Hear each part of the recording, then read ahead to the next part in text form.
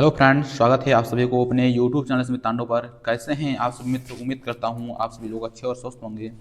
दोस्तों, ये practice set Hindi का यूपीएसआई का फिफ्थ है। तो आप सभी लोग अच्छे से प्रैक्टिस सेट लगाना है और आपको वीडियो के आखिरी में आपको बताना है आपके 40 प्रश्नों में से आपके कितने प्रश्न राइट होते हैं। दोस्तों, कम वेरी इंपॉर्टेंट क्वेश्चन है और वेरी इजी क्वेश्चन है। तो आप लोग कम से कम 38 प्रश्न तो आप लोग आसानी से कर सकते हैं। तो कम से कम आपका टारगेट 38 से भी प्लस होना चाहिए। कम से कम पूरे पूरे प्रश्न आप लोग कर सको। ठीक है, तो वेरी इंपॉर्टेंट क्वेश्चन है। जिन भी दोस्तों को इसकी पीडीएफ चाहिए तो कमेंट में बता देना। टेलीग्राम का लिंक मैं डाल दूंगा डिस्क्रिप्शन पर, तो वहाँ से जाकर डाउनलोड कर सकते हैं। तो आइए दोस्तों, बिना देरी शुरू करते हैं। और जो भी लोग चैनल पर नए हैं, पहली बार हैं, तो दोस्तों चैनल को सब्सक्राइब कर लीजिए, क्योंकि यहाँ पर दोस्तों वेरी इंपॉर्टेंट प्रश्न करवाए जाते हैं, प्रैक्टिस करवाया जाता है, जो कि आपके परीक्षा की दृष्टि से वेरी इंपॉर्टेंट होते हैं। तो आइए शुरू करते हैं। पहला प्रश्न आपके स्क्रीन पर है।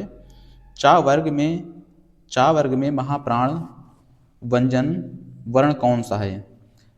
Option number 2, option number A है 2 या 1, 4 या फिर 3। तो आपको बताना है चा वर्ग में महाप्राण व्यंजन वर्ण कितने हैं। दोस्तों, आपको पहले महाप्राण जानना है। महाप्राण कितने होते हैं? प्रत्येक वर्ग के 2 और 4 होते हैं। ठीक है। वहीं अल्प प्राण की बात करें तो 1, 3 और 5 हो जाएंगे। ठीक है।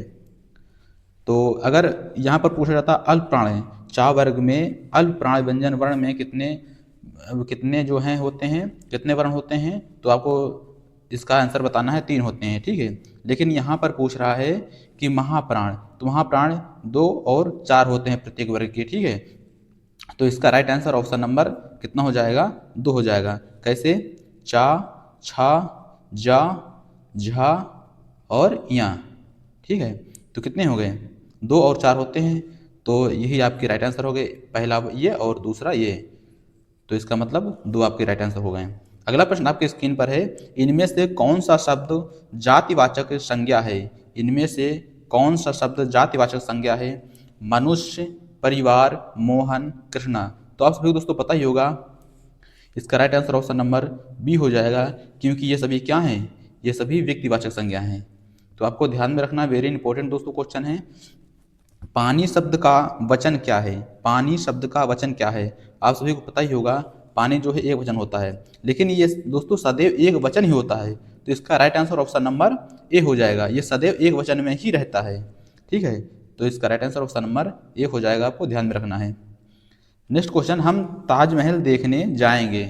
हम ताजमहल देखने जाएंगे, इस वाक्य में हम सर्वनाम का कौन सा प्रकार है? हम सर्वनाम का दोस्तों कौन सा प्रकार है? क्या निजवाचक होगा, निश्चयवाचक, संबंधवाचक, पुरुषवाचक? तो दोस्तों आपको बता दूं कि हम जो है ये पुरुषवाचक स्थान पर प्रयोग किए जाते हैं। ठीक है। तो इसका right answer option number D हो जाएगा।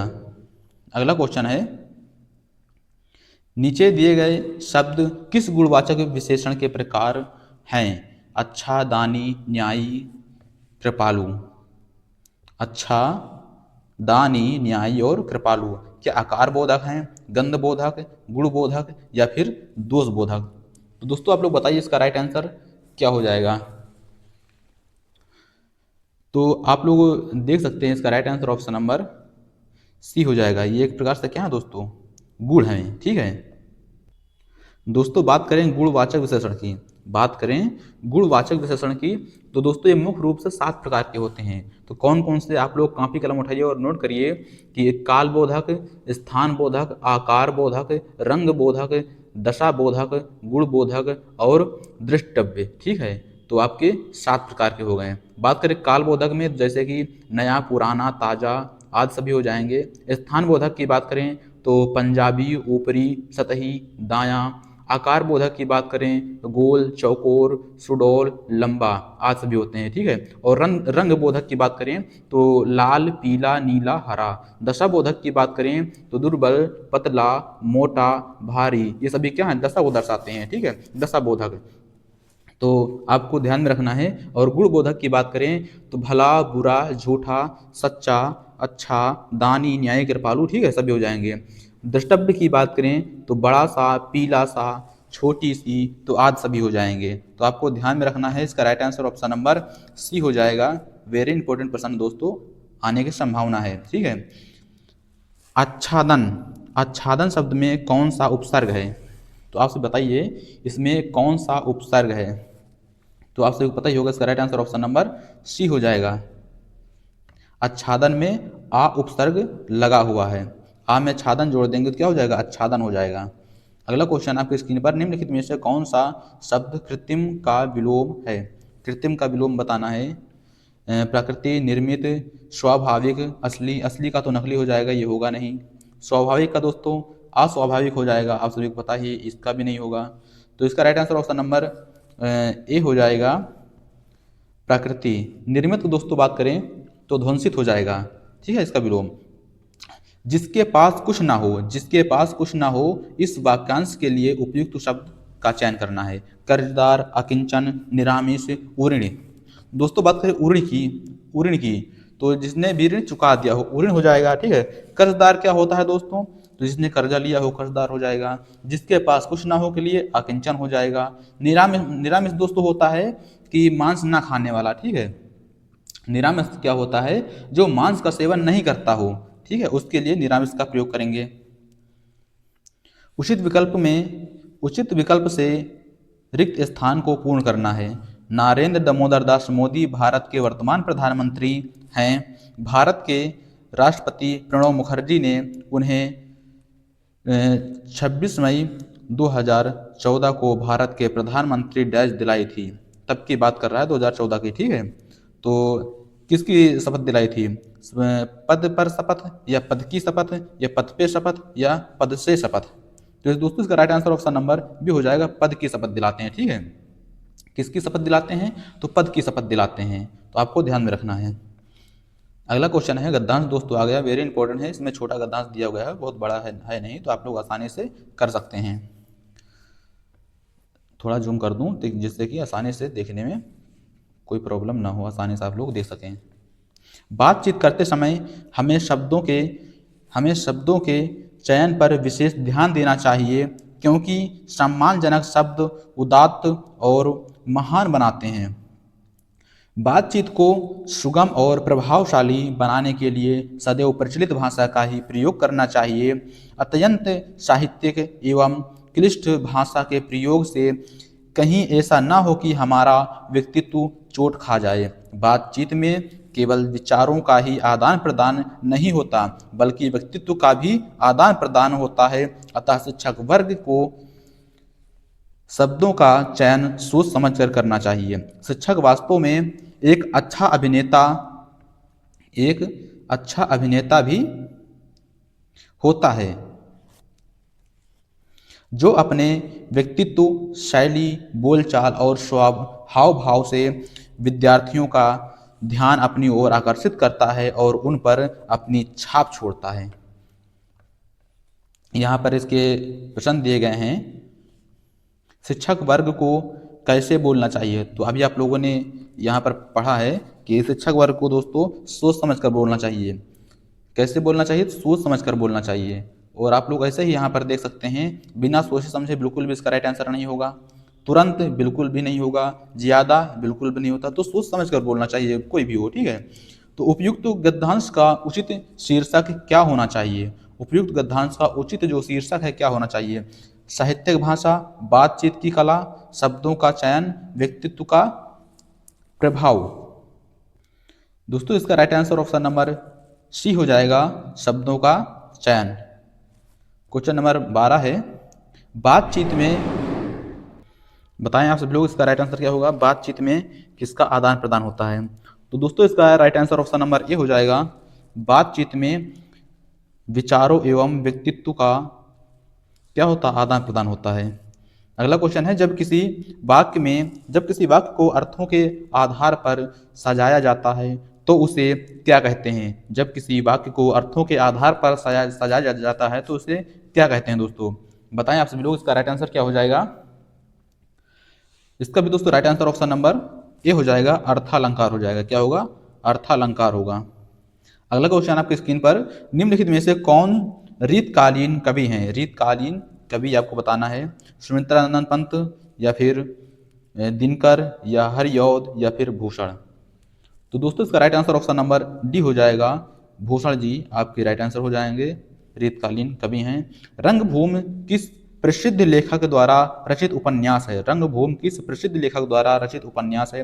प्रेम शंकर, हरिशंकर परसाई, प्रेमचंद्र या फिर हरिशंकर परसाई, धर्मवीर भारती या फिर विष्णु शर्मा? तो दोस्तों इसका right answer option number A होगा, प्रेमचंद्र जी हैं आपके रंगभूमि के प्रसिद्ध रचनाकार। हरिशंकर परसाई जी किस तरह के साहित्य रचना के लिए जाने जाते हैं? काव्य रचना, आलोचना, समीक्षक, व्यंग्य? तो साथियों इसका right answer option number D हो जाएगा, व्यंग्य के लिए जाने जाते हैं। ठीक है। साहित्य जनता की चित्तवृत्ति का संचित प्रतिबिंब होता है, यह किसका प्रसिद्ध कथन है? रामचंद्र शुक्ल का, या फिर बाबू गुलाब राय, राम कुमार वर्मा, या फिर गणपति चंद्र गुप्त? तो इसका right answer option number A हो जाएगा दोस्तों, रामचंद्र शुक्ल। अगला प्रश्न है, जिस कृति के लिए कवि नागार्जुन को साहित्य अकादमी पुरस्कार मिला वह किस भाषा में रचित है? संस्कृत भाषा, या पाली, या फिर संस्कृति पाली, संस्कृत प्रकृति, हिंदी, या फिर मैथिली? तो इसका राइट आंसर दोस्तों ऑप्शन नंबर डी हो जाएगा, वो मैथिली भाषा में रचित है। अगला क्वेश्चन, भारत में हिंदी किस वर्ग के अंतर्गत शामिल है? हिंदी जो है दोस्तों राजभाषा के अंतर्गत शामिल है, आप लोगों को पता ही होगा। इसका right answer option number A हो जाएगा। आर्टिकल की बात करें तो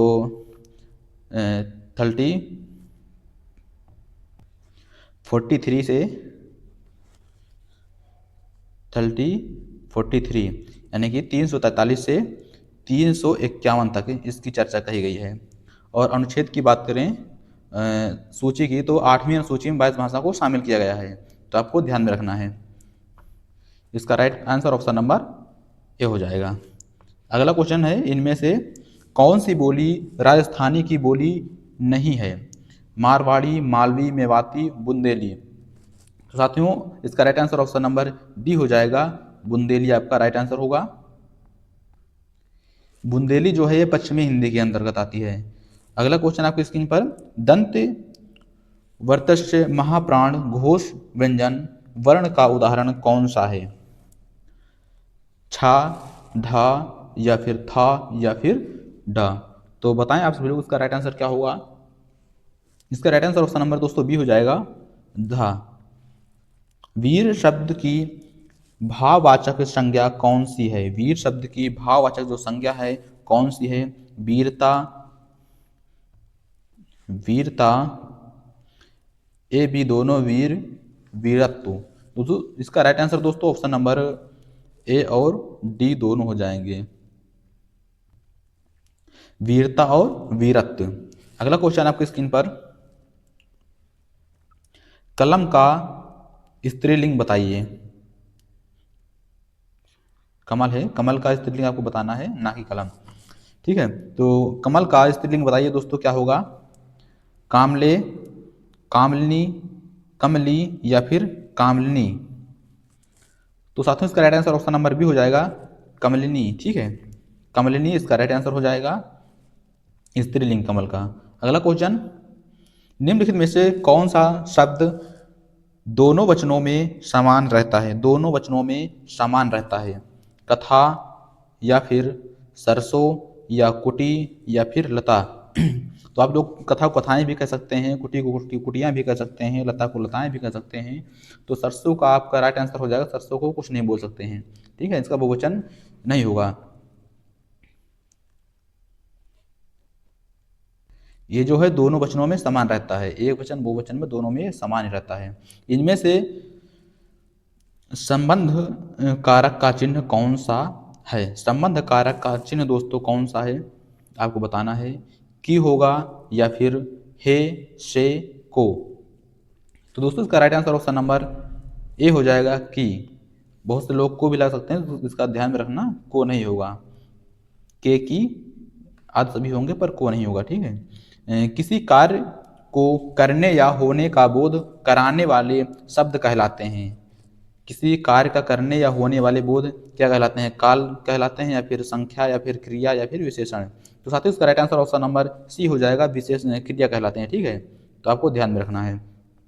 अगला क्वेश्चन, भारत की सबसे चौड़ी नदी ब्रह्मपुत्र तथा सबसे लंबी नदी गंगा है, वाक्य में प्रयुक्त शब्द सबसे क्या है? आपको बताना है सबसे क्या है। तो दोस्तों इसका right answer option number D हो जाएगा, ये प्रविशेषण है। ठीक है, सबसे क्या है, तो ये प्रविशेषण है। कौन सा विशेषण निश्चित संख्यावाचक विशेषण नहीं है? निश्चित संख्यावाचक विशेषण नहीं है। कुर्ते के लिए 2 मीटर कपड़ा चाहिए, चाय में 50 ग्राम चीनी डालना, सैकड़ों लोग मारे गए, 1 किलो आम से ज़्यादा मत लाना। तो दोस्तों आप लोग बताइए इसका राइट आंसर क्या होगा। कुर्ते के लिए 2 मीटर कपड़ा, ये तो दोस्तों निश्चित है संख्यावाचक जो है, ये तो ठीक ठाक है। बात करें ऑप्शन नंबर बी की, तो चाय में 50 ग्राम चीनी डालनी है, ये भी कंफर्म है, चाय में 50 ग्राम, ये निश्चित है, चाय में 50 ग्राम चीनी डालनी है। सैकड़ों लोग मारे गए। दोस्तों बात करें सैकड़ों लोग मारे गए, यहाँ पर सैकड़ों लोग मारे गए, तो इसका राइट आंसर मेरे ख्याल से तो ऑप्शन नंबर सी होना चाहिए, लेकिन आयोग ने दोस्तों इसका right answer option number D माना है। तो 1 किलो आम से ज़्यादा मत लाना, तो ये भी दोस्तों कंफर्म ही है, एक प्रकार से 1 किलो आम से ज़्यादा मत लाना, लेकिन यहाँ पर आयोग ने जो है डी को माना है, पर मुझे तो डी नहीं लगता है। आप लोग कमेंट में क्या कहते हैं, आप लोग बताइएगा। मुझे इसका right answer option number C लग रहा है, सैकड़ों लोग मारे गए। ठीक है, तो आप लोग क्या कहते हैं इसका राइट आंसर क्या होना चाहिए, तो आप लोग कमेंट करके बता देना। अगला प्रश्न है, इनमें से परिमाण बोधक विशेषण का उदाहरण कौन सा है? दोनों, प्रत्येक, थोड़ा, हर एक। तो इसका right answer option number C हो जाएगा। प्रमाण बोधक जो है, परिमाण बोधक जो है वो क्या होगा, थोड़ा हो जाएगा। निम्न वाक्यों में से विशेषण संबंधी वाक्य चुनिए। विशेषण संबंधी वाक्य चुनना है। रमा अच्छा गाती है, आज वर्षा अधिक हुई, सुनैना अच्छा चित्र बनाती है, या फिर धीरे धीरे बोलो। तो दोस्तों बताइए आप लोग इसका राइट आंसर क्या हो जाएगा। तो दोस्तों इसका right answer option number C होगा, सुनैना जो है अच्छा चित्र बनाती है। ठीक है, अगला क्वेश्चन आपके स्क्रीन पर, वह परसों ही जाने की तैयारी में है। इस वाक्य में परसों किस प्रकार का क्रिया विशेषण है? परसों किस प्रकार का दोस्तों क्रिया विशेषण है? क्या स्थान बोधक है, या रीत बोधक है, काल बोधक या रीत बोधक, या फिर परिमाण बोधक, परिमाणवाचक? तो बताएं आप इसका राइट आंसर क्या होगा। स्थानवाचक, कालवाचक, रीतवाचक, या फिर परिमाणवाचक? तो दोस्तों इसका right answer option number B हो जाएगा, कालवाचक इसका राइट आंसर हो जाएगा। एक प्रकार से काल को प्रदर्शित कर रहा है। अगला क्वेश्चन है, मुक्ता शब्द का तद्भव रूप कौन सा है? मुक्ता शब्द का तद्भव रूप आपको बताना है, इसका राइट आंसर क्या हो जाएगा। तो मुक्ता क्या होगा दोस्तों, मुक्ति हो जाएगा। आपका right answer option number B होगा। सौभाग्य शब्द का तद्भव रूप कौन सा है? सौभाग्य शब्द का तद्भव रूप आपको बताना है, कौन सा हो जाएगा। सौमिलन, सुहाग, शोभन, या फिर सोलह? तो साथियों इसका right answer option number B होगा, सुहाग हो जाएगा, आपको ध्यान में रखना है। अगला क्वेश्चन आपके स्क्रीन पर, इनमें से कौन सा उपसर्ग अरबी फारसी का है? अरबी फारसी का है, तो इसका राइट आंसर दोस्तों ऑप्शन नंबर सी हो जाएगा। Option number C is the right answer, बे हो जाएगा। आ, अन और उप ये सब हिंदी के हैं। ठीक है, तो अरबी फारसी का बी होगा, आपको ध्यान में रखना है। नैतिक शब्द में कौन सा प्रत्यय है? तिक, क, नय, इक? तो प्रत्यय पूछ रहा है नैतिक में, तो इक हो जाएगा, आपको ध्यान में रखना है। अगला क्वेश्चन, प्रति धन आघात का संधि रूप क्या हो जाएगा? संधि विच्छेद मतलब आपको संधि, इसका संधि बताना है क्या होगा। ठीक है, तो इसमें दोस्तों बात करें, प्रतिधन आघात क्या हो जाएगा? प्रत्याघात हो जाएगा। क्या होगा दोस्तों? प्रत्याघात हो जाएगा। संधि की बात करें दोस्तों, इसमें यह संधि हो जाएगी। अगला क्वेश्चन है, समास का शाब्दिक अर्थ क्या है? समाज का शाब्दिक अर्थ क्या होता है? समास का जो है क्या संबंध होगा? सरल, उदाहरण, संक्षेप? तो दोस्तों समास का जो है संक्षेप हो जाएगा। आपका right answer option number D होगा। आसन्न का पर्यायवाची शब्द कौन सा है? आसन्न का पर्यायवाची नजदीक, तैयार, कुर्सी, प्रतीक्षा? 38 का दोस्तों बताइए राइट आंसर क्या हो जाएगा। तो इसका राइट आंसर ऑप्शन नंबर दोस्तों ऑप्शन नंबर ए हो जाएगा। क्या होगा? नजदीक होगा। अगला क्वेश्चन, इनमें से कौन सा शब्द भाव शब्द का अर्थ नहीं है? भाव शब्द का अर्थ नहीं है, विचार, दर, श्रद्धा, चमक। तो इसका right answer option number D दोस्तों होगा चमक। चमक जो है दोस्तों वो भाव शब्द का अर्थ नहीं है। जिसका जिसका अनुभव किया गया हो के लिए एक शब्द आपको बताना है, क्या हो जाएगा। आज का लास्ट प्रश्न है, जिसका अनुभव किया गया हो। अनुभाव, अनुभवी, अनुभव योग्य, अनुभूति। तो साथियों इसका right answer option number D हो जाएगा। क्या होगा, डी आपका राइट आंसर होगा। टोटल आज की क्लास में 40 प्रश्न थे, तो आपको बताना है आपके कितने प्रश्न राइट होते हैं। और जो भी लोग चैनल पर नए हैं, पहली बार हैं, तो चैनल को ईमानदारी से चैनल को सब्सक्राइब कर लेना और बेल आइकन को प्रेस कर लेना, जिससे कि आने वाली वीडियो आप सभी के पास पहुंच सके। तो मिलते हैं नेक्स्ट क्लास में, तब तक के लिए जय हिंद।